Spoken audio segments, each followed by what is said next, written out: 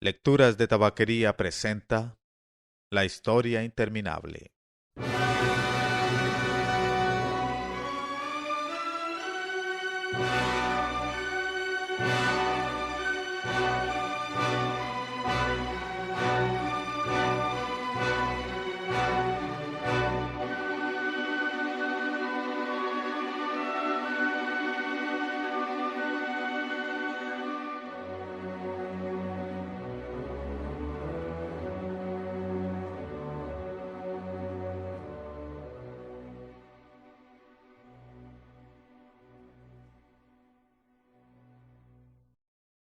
Tres. La vetusta morla. Cuando el ruido de los cascos del caballo de Atreyu se apagó, Chiron, el centauro negro, se dejó caer de nuevo en su lecho de pieles. El esfuerzo lo había agotado. Las mujeres, que al día siguiente lo encontraron en la tienda de Atreyu, temieron por su vida.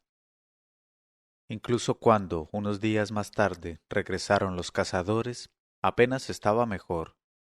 Pero de todas formas pudo explicarles por qué se había marchado a Atreyu y por qué tardaría en volver. Y como todos querían al muchacho, a partir de entonces se quedaron serios y pensaban en él preocupados.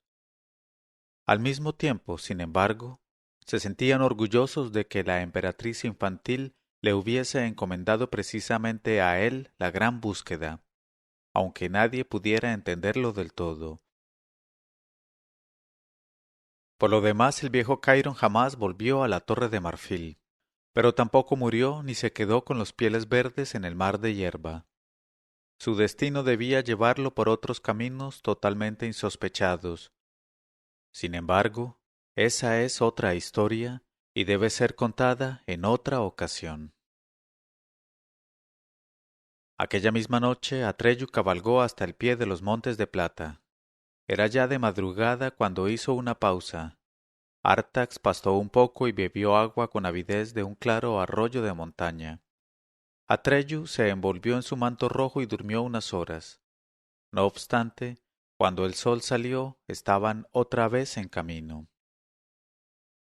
El primer día atravesaron los Montes de Plata, conocían cada senda y cada sendero y avanzaron rápidamente. Cuando tuvo hambre el muchacho se comió un pedazo de carne de búfalo seca y dos pequeñas tortas de semillas que había guardado en un bolsillo de su silla de montar, en realidad para la caza. Bueno, se dijo Bastián, de vez en cuando hay que comer.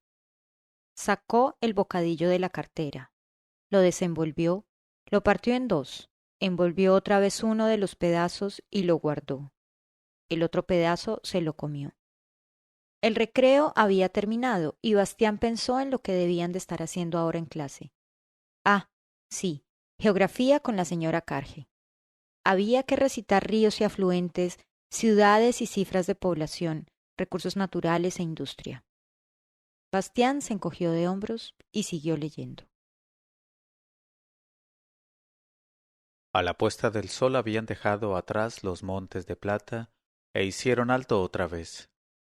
Aquella noche Atreyu soñó con los búfalos purpúreos, los vio avanzar a lo lejos del mar de hierba e intentó acercarse a ellos con su caballo. Pero inútilmente. Siempre estaban a la misma distancia, por mucho que espoleara al caballito. Al segundo día atravesaron el país de los árboles cantores. Cada uno de los árboles tenía una forma distinta, hojas distintas, distinta corteza, pero la razón de que se llamara así esa tierra era que se podía escuchar su crecimiento como una música suave, que sonaba de cerca y de lejos, y se unía para formar un potente conjunto de belleza sin igual en toda fantasía. Se decía que no dejaba de ser peligroso caminar por aquella región, porque muchos se habían quedado encantados, olvidándose de todo. También Atreyu sintió la atracción de aquel sonido maravilloso, pero no cayó en la tentación de detenerse. A la noche siguiente soñó de nuevo con los búfalos purpúreos. Esta vez él iba a pie y los búfalos pasaron por delante en un gran rebaño. pero estaban fuera del alcance de su arco, y cuando quiso darles caza, se dio cuenta de que tenía los pies clavados al suelo y no podía moverse. El esfuerzo que hizo para soltarse lo despertó. Estaba amaneciendo aún, pero partió inmediatamente. El tercer día vio las torres de cristal de Erivo, en las que los habitantes de la región capturaban y guardaban la luz de las estrellas. Con ella hacían objetos maravillosamente decorados, pero que, salvo ellos, nadie sabía en Fantasia para qué servían. Encontró incluso a algunas de aquellas gentes, pequeñas figuras que parecían también sopladas en vidrio. De forma extraordinariamente amistosa, le dieron de comer y de beber, pero a su pregunta de cómo podría saber algo sobre la enfermedad de la emperatriz infantil, se sumieron en un silencio triste y desconcertado. A la noche siguiente, Atreyu soñó una vez más que los rebaños de búfalos purpúreos pasaban ante él. Vio como uno de los animales, un macho especialmente grande y majestuoso, se separaba de los demás y se dirigía, lentamente, y sin dar señales de miedo ni cólera, hacia donde él estaba. Y, como todos los verdaderos cazadores, Atreyu tenía el don de ver enseguida en cada animal el sitio en que tendría que acertarle para matarlo. El búfalo purpúreo se situó incluso de una forma en que le presentaba claramente ese lugar como blanco. Atreyu puso una flecha en su sólido arco y lo tensó con todas sus fuerzas. Pero no pudo disparar. Tenía los dedos pegados a la cuerda y no podía separarlos. Y eso mismo, o algo parecido, le ocurrió en los sueños de las noches siguientes.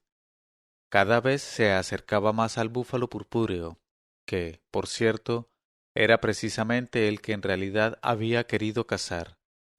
Lo conocía por su mancha blanca en la frente, pero por alguna razón no podía disparar la flecha mortal. Durante el día seguía cabalgando, alejándose cada vez más, sin saber a dónde iba ni encontrar a nadie que pudiera aconsejarlo. Todos los seres con que se tropezaba respetaban el amuleto de oro que llevaba, pero ninguno podía responder a su pregunta. Una vez vio de lejos las calles de llamas de la ciudad de Bruges, donde vivían criaturas cuyo cuerpo era de fuego, pero prefirió no entrar. Atravesó la gran meseta de los azafranios, que nacen viejos y mueren cuando son bebés. Llegó a Mohamás, el templo de la selva, en el que una gran columna de piedra lunar flota en el aire, y habló con los monjes que viven en el templo. Pero también de allí tuvo que marcharse sin respuesta.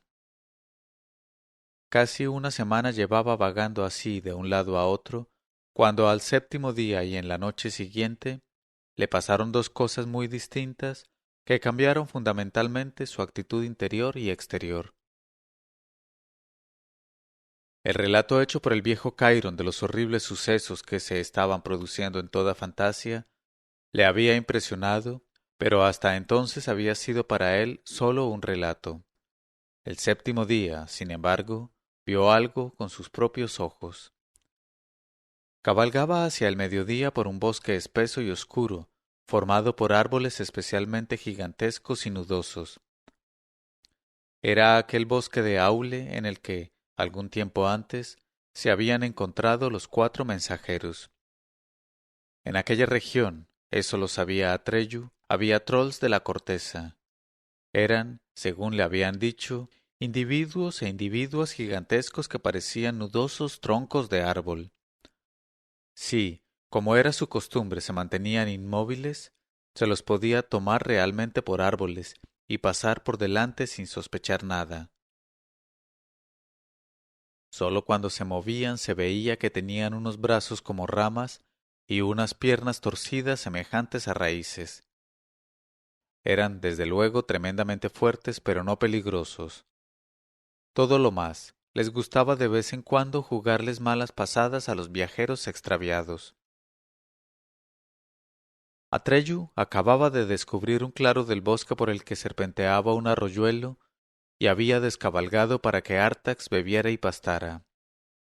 cuando de pronto oyó detrás de sí violentos crujidos y chasquidos y se volvió. Del bosque venían hacia él 3 trolls de la corteza cuya vista hizo que un escalofrío le recorriera la espalda. Al primero le faltaban las piernas y la parte inferior del cuerpo, de forma que tenía que andar con las manos. El segundo tenía un enorme agujero en el pecho, a través del cual se podía mirar, y el tercero brincaba sobre su única pierna, porque le faltaba toda la mitad izquierda del cuerpo, como si lo hubieran partido por en medio. Cuando vieron el amuleto en el pecho de Atreyu, se hicieron mutuamente un gesto de asentimiento y se acercaron despacio. No te asustes, dijo el que caminaba sobre las manos, y su voz sonó como el crujido de un árbol. Nuestro aspecto no es precisamente muy agradable, pero en esta parte del bosque de Jaule nadie más que nosotros puede avisarte. Por eso hemos venido. ¿Avisarme? Preguntó Atreyu. ¿De qué? Hemos oído hablar de ti, gimió el del pecho agujereado, y nos han dicho por qué estás en camino. No debes seguir adelante, porque si no estarás perdido. Te pasará lo mismo que a nosotros, suspiró el partido en dos. Míranos, ¿te gustaría? ¿Qué os ha pasado? Preguntó Atreyu. La aniquilación se extiende, se quejó el primero. Aumenta cada día más, si es que se puede decir que la nada aumenta. Todos los demás huyeron a tiempo del bosque de Aule, pero nosotros no quisimos dejar nuestro hogar. Y entonces nos sorprendió durante el sueño e hizo con nosotros lo que ves. ¿Duele mucho? Preguntó Atreyu. No, respondió el segundo troll de la corteza, el del agujero en el pecho. No se siente nada.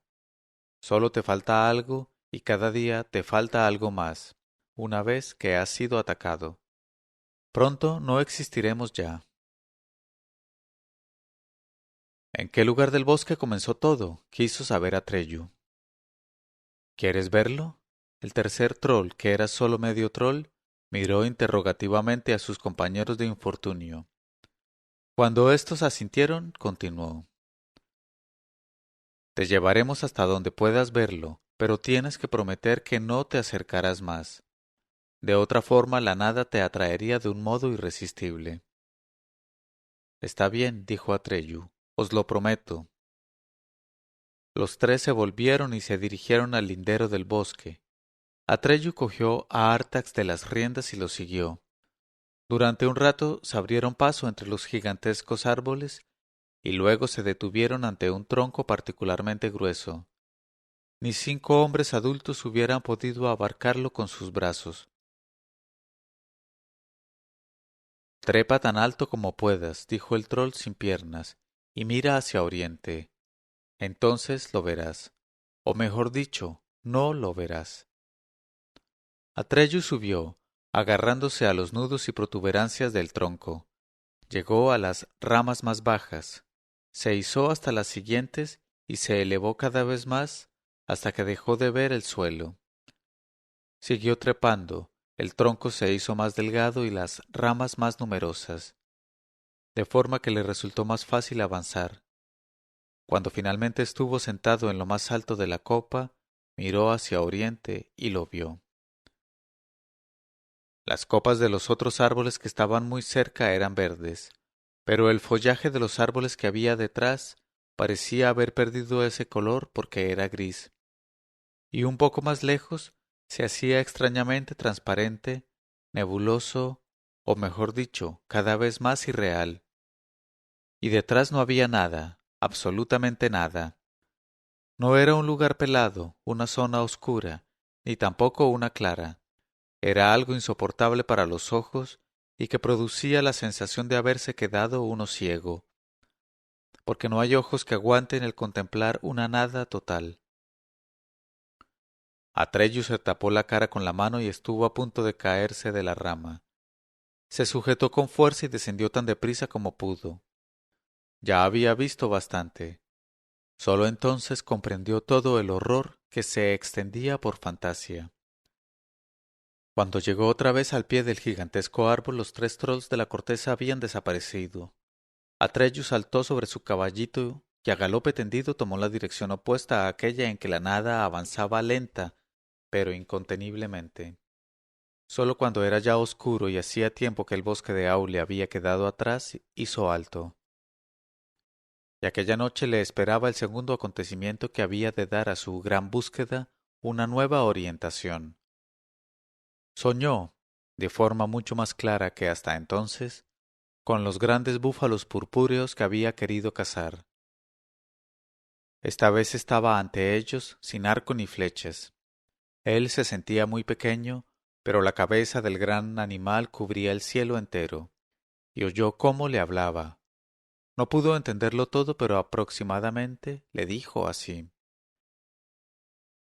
Si me hubieses matado serías ahora un cazador. Sin embargo, renunciaste a ello y por eso puedo ayudarte ahora, Atreyu. Escucha. Hay un ser en fantasía que es más viejo que todos los otros. Lejos, muy lejos, al norte, está el pantano de la tristeza. En medio de ese pantano se alza la montaña de Cuerno y allí vive la Vetusta Morla. Busca a la Vetusta Morla. Entonces Atreyu se despertó. El reloj de la torre dio las 12. Los compañeros de Bastián irían pronto a dar la última clase en el gimnasio. Quizá jugasen hoy con aquel balón medicinal grande y pesado con el que Bastián se daba siempre tan mala maña, por lo que ninguno de los equipos lo quería como jugador. A veces tenían que jugar también con una pelota pequeña, dura como una piedra, que hacía muchísimo daño cuando le daba a uno. Y a Bastián le daban siempre y con todas las ganas, porque ofrecía un blanco fácil. Sin embargo, quizá hubiera que hacer hoy cuerdas, un ejercicio que Bastián detestaba especialmente. Mientras que la mayoría de los otros estaban ya arriba, él se columpiaba casi siempre como un saco de patatas, con la cara roja como un tomate al extremo inferior de la cuerda, con gran regocijo de toda la clase, pero sin ser capaz de trepar ni medio metro. Y el señor Menge, el profesor de gimnasia, no escatimaba las bromas a su costa. Bastián hubiera dado cualquier cosa por ser como Atreyu. Entonces les hubiera dado a todos una lección. Suspiró profundamente. Atreyu cabalgó hacia el norte, siempre hacia el norte. Solo se permitía y permitía a su caballo las pausas más estrictamente necesarias para dormir y comer. Cabalgó día y noche, con el ardor del sol y bajo la lluvia, a través de tormentas y tempestades. No vio nada ni consultó con nadie más. Cuanto más avanzaba hacia el norte, tanto más oscuro se hacía. Un crepúsculo gris de plomo, siempre igual, llenaba los días. Por las noches, las auroras boreales iluminaban el cielo. Una mañana, en cuya turbia luz el tiempo parecía haberse detenido, vio por fin desde una colina el pantano de la tristeza. Vapores de niebla flotaban sobre él, y de ellos surgían bosquecillos de árboles cuyos troncos se abrían por abajo en 4, 5 o más zancos retorcidos, de forma que parecían grandes cangrejos sostenidos sobre muchas patas en el agua negra. Del follaje pardo colgaban por doquier raíces aéreas como tentáculos inmóviles. Era casi imposible saber dónde era firme el suelo entre las charcas y dónde consistía solo en una alfombra de plantas acuáticas. Artax resopló suavemente de espanto. Sí, respondió Atreyu, hemos de encontrar la montaña de Cuerno que está en medio de ese pantano. Espoleó a Artax y el caballito obedeció. Paso a paso iba comprobando la firmeza del suelo y de ese modo avanzaban lentamente. Finalmente Atreyu desmontó y llevó a Artax de las riendas. El caballo se hundió unas cuantas veces, pero consiguió siempre salir. No obstante, cuanto más profundamente se adentraban en el pantano de la tristeza, tanto más torpes se hacían sus movimientos. Dejaba colgar la cabeza y se limitaba a arrastrarse hacia adelante. Artax, dijo Atreyu, ¿qué te pasa? No lo sé, señor, respondió el animal. Creo que deberíamos volver. No tiene ningún sentido. Corremos tras algo que solo has soñado, pero no lo encontraremos. Quizá sea de todas formas demasiado tarde. Quizá haya muerto ya la emperatriz infantil y todo lo que hacemos sea absurdo. Vamos a volver, señor. Nunca me has hablado así, Artax, dijo asombrado Atreyu. ¿Qué te pasa? ¿Estás enfermo? Es posible, contestó Artax. A cada paso que damos la tristeza de mi corazón aumenta. Ya no tengo esperanzas, señor, y me siento cansado, tan cansado. Creo que no puedo más. Pero tenemos que seguir, exclamó Atreyu. Vamos, Artax. Le tiró de las riendas, pero Artax se quedó inmóvil. Se había hundido ya hasta el vientre, y no hacía nada por librarse. Artax, gritó Atreyu, no puedes abandonar ahora. Vamos, sal de ahí o te hundirás. Déjame, señor, respondió el caballito. No puedo soportar más esta tristeza. Voy a morir. Atreyu tiró desesperadamente de las riendas, pero el caballito se hundía cada vez más. Atreyu no podía hacer nada. Cuando finalmente sólo la cabeza del animal sobresalía ya del agua negra, Atreyu la cogió entre sus brazos. Yo te sostendré, Artax, le dijo al oído. No dejaré que te hundas. El caballito relinchó una vez más suavemente. No puedes ayudarme, señor. Estoy acabado. Ninguno de los dos sabíamos lo que nos esperaba. Ahora sabemos por qué el pantano de la tristeza se llama así. La tristeza me ha hecho tan pesado que me hundo. No hay escapatoria. Pero si yo también estoy aquí, dijo Atreyu, y no me pasa nada. Llevas el esplendor, señor, respondió Artax, y te protege. Entonces te colgaré el signo, balbuceó Atreyu. Quizá te proteja también. Quiso ponerle la cadena alrededor del cuello. No, resopló el caballito, no debes hacerlo, señor. El pentáculo te lo han dado a ti y no tienes derecho a dárselo a nadie aunque quieras. Tendrás que seguir buscando sin mí. Atreyu apretó su cara contra la quijada del caballo. Artax, susurró estranguladamente. Mi Artax. ¿Quieres hacer algo por mí todavía, señor?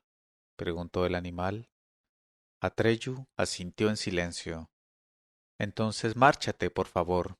No me gustaría que me vieras cuando llegue el último momento. ¿Me harás ese favor? Atreyu se puso lentamente en pie. La cabeza de su caballo estaba ahora medio sumergida en el agua negra. Adiós, Atreyu, mi señor, dijo Artax, y gracias. Atreyu apretó los labios. No podía decir nada. Saludó una vez más a Artax con la cabeza y luego se dio media vuelta y se fue. Bastián sollozó. No pudo evitarlo. Tenía los ojos llenos de lágrimas y no podía seguir leyendo. Tuvo que sacar el pañuelo y sonarse la nariz antes de poder continuar. ¿Cuánto tiempo siguió vadeando simplemente? No lo supo nunca Atreyu. Estaba ciego y sordo. La niebla se hacía cada vez más espesa y tenía la sensación de caminar en redondo desde hacía horas. No prestaba atención a donde ponía el pie y, sin embargo, nunca se hundía más arriba de la rodilla. De una forma incomprensible, el signo de la emperatriz infantil le mostraba el verdadero camino. Entonces se encontró de pronto ante la falda de una montaña alta y bastante empinada. Subió por las agrietadas rocas y trepó hasta su cumbre redonda. Al principio no se dio cuenta de qué estaban hechas aquellas rocas. Sólo cuando llegó arriba del todo y echó una ojeada alrededor, vio que eran enormes placas de cuerno en cuyas grietas y hendiduras crecía el musgo. Había encontrado la montaña de Cuerno. Sin embargo, no sintió ninguna satisfacción por aquel descubrimiento. El fin de su fiel caballito hacía que aquello lo dejara casi indiferente. Ahora tenía que descubrir quién era y dónde estaba aquella vetusta morla que vivía allí. Mientras estaba aún pensando, sintió de pronto que un ligero estremecimiento recorría la montaña, y luego oyó un tremendo resoplar y chasquear, y una voz que parecía venir de las entrañas más profundas de la tierra. Mira, vieja, algo bulle por ahí sobre nosotras. Atreyu se apresuró a dirigirse al final de la cresta de la montaña de donde venía la voz. Sin embargo, resbaló en una alfombra de musgo y empezó a patinar. No pudo agarrarse a nada, se deslizó cada vez más aprisa y finalmente se despeñó. Por suerte cayó en uno de los árboles que había abajo. Sus ramas lo sostuvieron. Atreyu vio ante sí una gigantesca caverna en la montaña, en la que el agua negra salpicaba y chapoteaba, porque algo se movía allí dentro, saliendo lentamente. Sólo cuando hubo salido del todo se dio cuenta Atreyu de que era una cabeza unida a un cuello largo y arrugado, la cabeza de una tortuga. Sus ojos eran grandes como charcos negros, su hocico chorreaba fango y algas. Toda aquella montaña de Cuerno, Atreyu lo comprendió de pronto, era un único y monstruoso animal, una formidable tortuga del pantano, la vetusta morla. Entonces se oyó aquella voz jadeante y gorgoteante. ¿Qué haces ahí, pequeño? Atreyu cogió el amuleto de su pecho y lo sostuvo de forma que los ojos grandes como charcos de la tortuga pudieran verlo. ¿Sabes qué es esto, morla? Pasó un rato antes de que ella respondiera. Mira, vieja, Aurin. Hacía tiempo que no lo veíamos, el signo de la emperatriz infantil. Hacía tiempo. La emperatriz infantil está enferma, repuso Atreyu. ¿Lo sabías? Nos da lo mismo, ¿no es cierto, vieja? Respondió la morla. Parecía hablar consigo misma de aquella forma peculiar, quizá porque no tenía a nadie con quien hablar, quién sabe desde hacía cuánto tiempo. Si no la salvamos morirá, añadió Atreyu más apremiantemente. Bueno, respondió la morla. Y con ella se hundirá Fantasia, exclamó Atreyu. La aniquilación llega ya a todas partes. Yo mismo la he visto. La morla lo miró fijamente con sus ojos enormes y vacíos. No tenemos nada en contra, ¿verdad, vieja? Gorgoteó. Moriremos todos, gritó Atreyu. Todos. Mira, pequeño, respondió la morla. ¿Qué nos importa? Nada tiene importancia ya para nosotras. Todo da lo mismo, exactamente lo mismo. También tú serás aniquilada, morla, gritó Atreyu furioso. También tú. ¿O es que crees que, por ser tan vieja, sobrevivirás a Fantasia? Mira, gorgoteó la morla. Somos viejas, pequeño. Demasiado viejas y hemos vivido bastante. Hemos vivido demasiado. Para quien sabe tanto como nosotras, nada es importante ya. Todo se repite eternamente. El día y la noche. El verano y el invierno.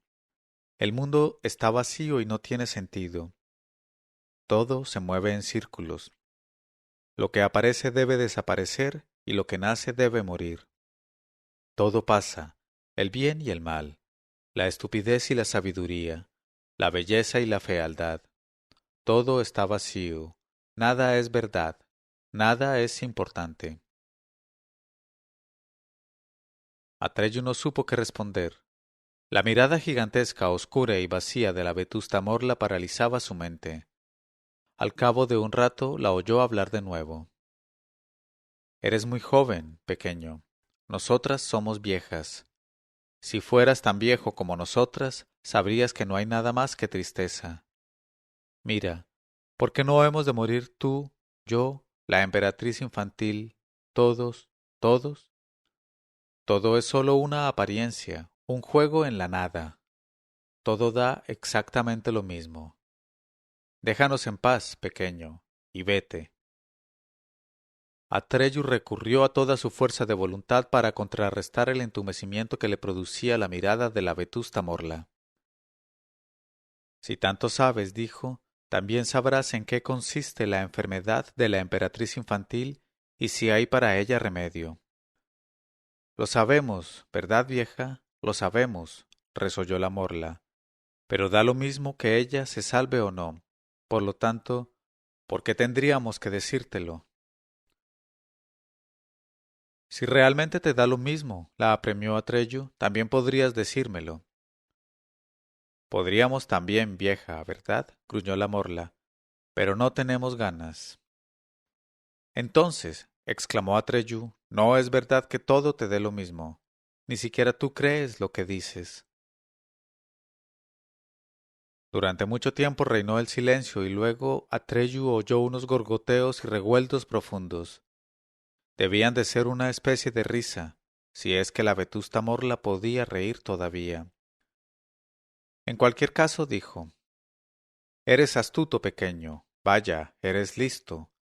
Hacía tiempo que no nos divertíamos tanto, ¿verdad, vieja? Vaya, también podríamos decírtelo. No hay ninguna diferencia. ¿Se lo decimos, vieja? Hubo un largo silencio.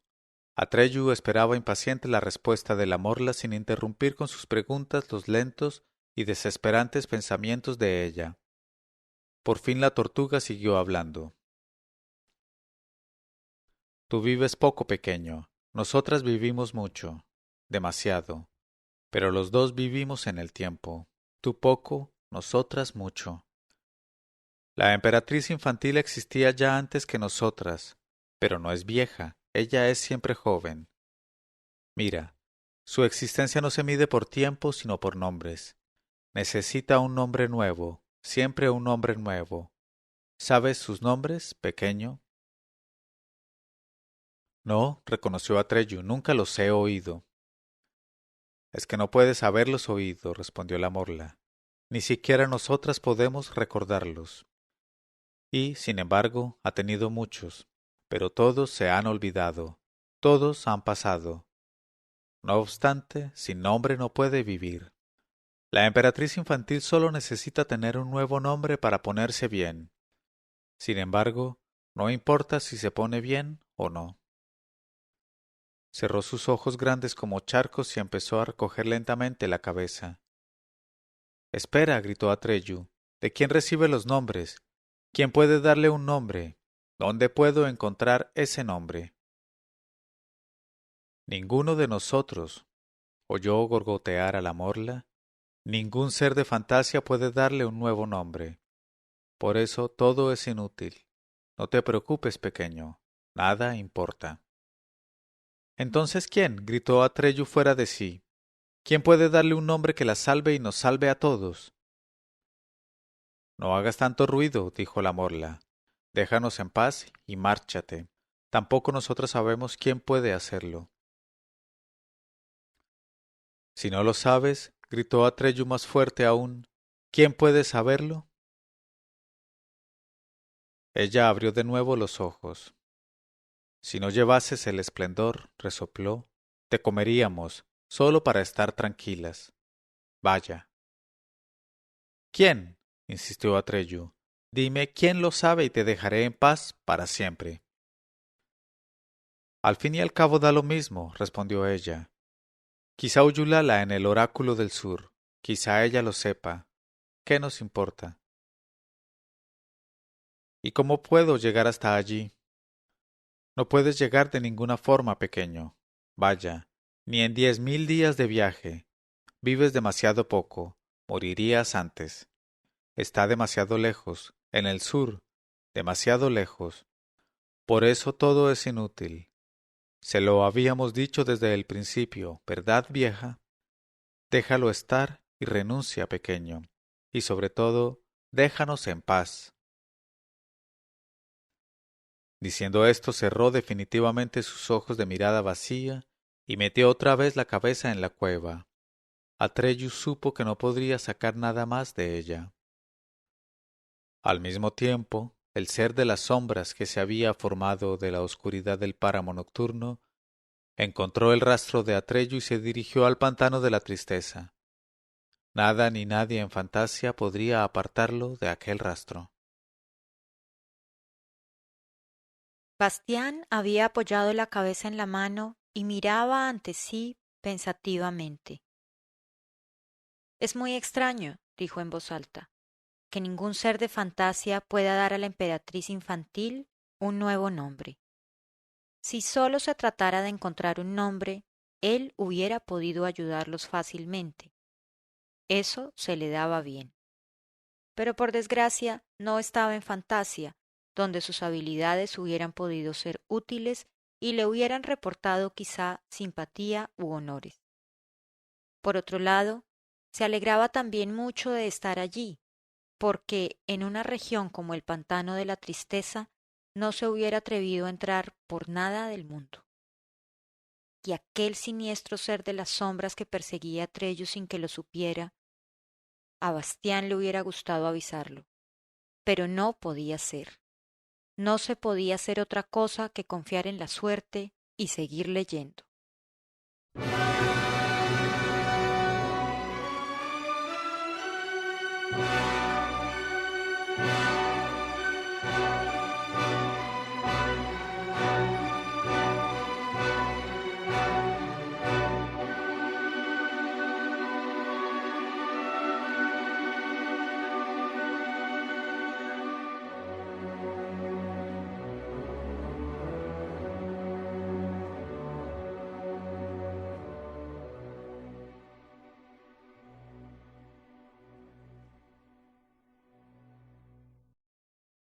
Leyeron este capítulo Mauricio Duque Arrubla y Claudia Lozano.